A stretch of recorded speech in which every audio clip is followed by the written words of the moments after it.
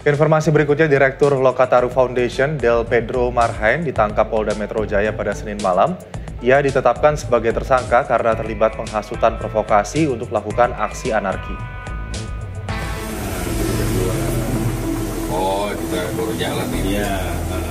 Polda Metro Jaya menangkap dan menetapkan Direktur Lokataru Foundation, Del Pedro Marhain, sebagai tersangka penyebaran berita bohong dan merekrut pelajar untuk ikut demonstrasi yang berujung ricuh pada 25 Agustus 2025. Del Pedro diringkus di kantornya, imbas dari unggahan melawan Jangan Takut tanggal 25 Agustus. Kala itu, polisi mengamankan 202 anak di bawah umur dari total 337 pelaku anarkis.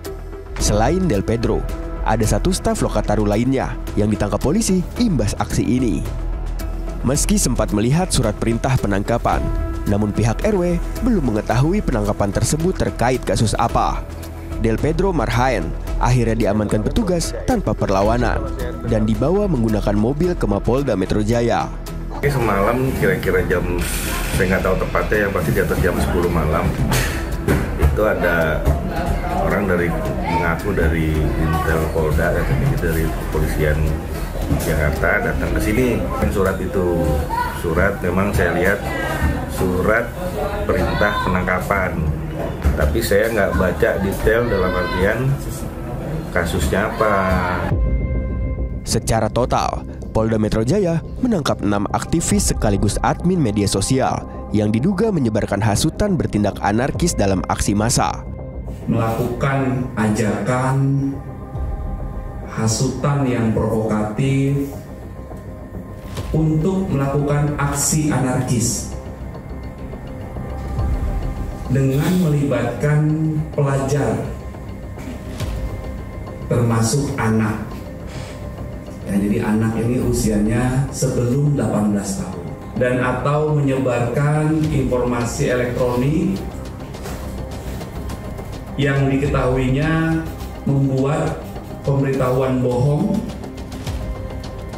yang menimbulkan kerusuhan dan keresahan di masyarakat,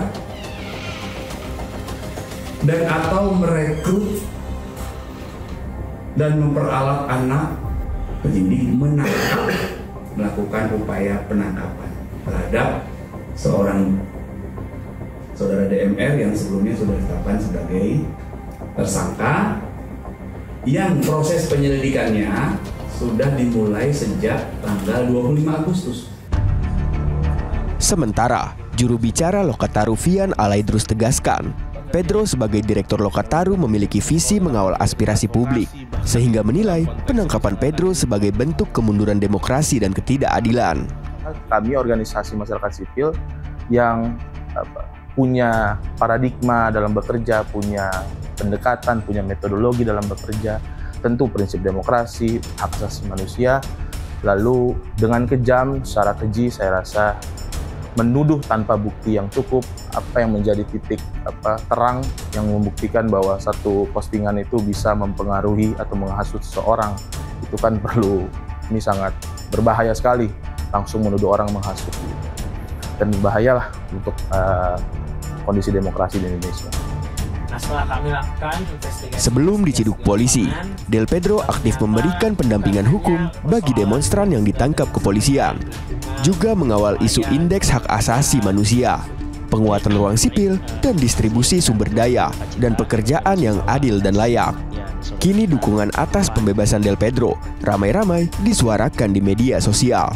Dengan pasal berlapis yang menimpanya, Del Pedro Marhain terancam pidana 6 tahun penjara.